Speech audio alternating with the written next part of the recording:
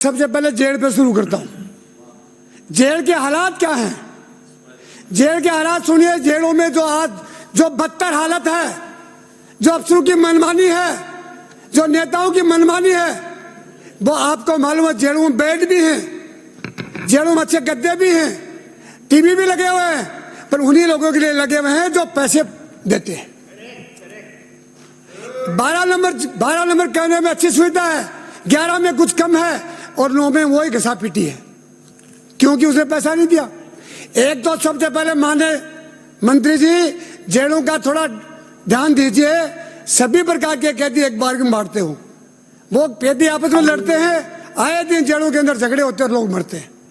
उसका नियंत्रण 323, 339 का, या कोई महिला का ससुर बेचारा शादी के अंदर बेटे की शादी कर दी, उसकी कोई गलती नहीं कि आपने बहू को छोड़ दिया। अरे वो कहेगी वो छोड़ दी, उन तो जेल में डाल दिए थे, उसको ले जाकर उसी गुंडे और बदमाशों के साथ छोड़ दिया। वो बर्बाद हो गया, वो मिलने के लिए लालायत हो गया। इसलिए इसका थोड़ा सा डिवाइडेशन करिए। नंबर 3, जेलों में 180 रुपया तो कम से कम कैदी को मिलता ही होगा। आपका जेलर, आपका डीएसपी, आपका डीजी और आपका मंत्री मिलकर के 42 रुपया खाना देते हैं, जैसे गांव के आवारा पशुओं को खाना देते हैं। आखिर कैदी तो है, कैद की जो डेफिनेशन है उसको समझिए। इच्छाओं का दमन का नाम जेल है, इच्छाओं की दमन का नाम जेल है। इच्छाओं का दमन करिए। एक बार हमने सिनोदिया जी एमएलए साहब होते हैं, उसके बेटे को जेल से मरवा दिया था, अजमेर का, किशनगढ़ का। हमने सारे सदन एकजुट होकर के जेब में लगाए थे। 6 महीनों में डीजी का होश गुम हो गया, डीएसपी का होश गुम हो गया और कैदी परेशान हो गए। जेबरों को धीरे धीरे स्थिर कर दिया। क्यों कर दिया? जब विधानसभा में मोबाइल नहीं चलता है तो जेल का मोबाइल क्यों चलता है? तुम नहीं चाहते हो कि भला हो राजस्थान का। अभी धारीवाल जी भाषा बहुत बड़े क्या हो गया, हम सुधार कब करेंगे? अरे तुमने किया ही नहीं। तुम 2.5 साल मंत्री रहे, थैला लेके घूमते रहे। मैं कहता था धारीवाल साहब क्या करोगे? मेरे कोई बस की बात नहीं है। तो बस की बात नहीं है तो क्या करोगे? अभी थोड़े दिन आप कहते हो कुछ में 1 साल और 6 महीने चले गए। जेलों की जो बदतर आपने कब की? मंत्री जी आप बताओ, चेकिंग किसको कहते हो? सरप्राइज चेकिंग कहते हैं कि अचानक गया, कौन आदमी मध्यांतर कर रहा है उसको पकड़ा और पुलिस किया। के समाचार देगा जेल में आ रहे हैं, जान से खड़े हो जाओ। पहले खड़े हो गए, पहले सब तैयारियां हो गई। आप लोगों ने पहले मिठाई लेके रख दी थी, उन्होंने खा लो, खा के वापस आ गए। बीजेपी बैठो, जिम्मो पधारो।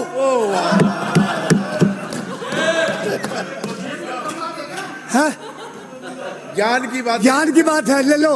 अभी नए आए और तक हो जाओगे।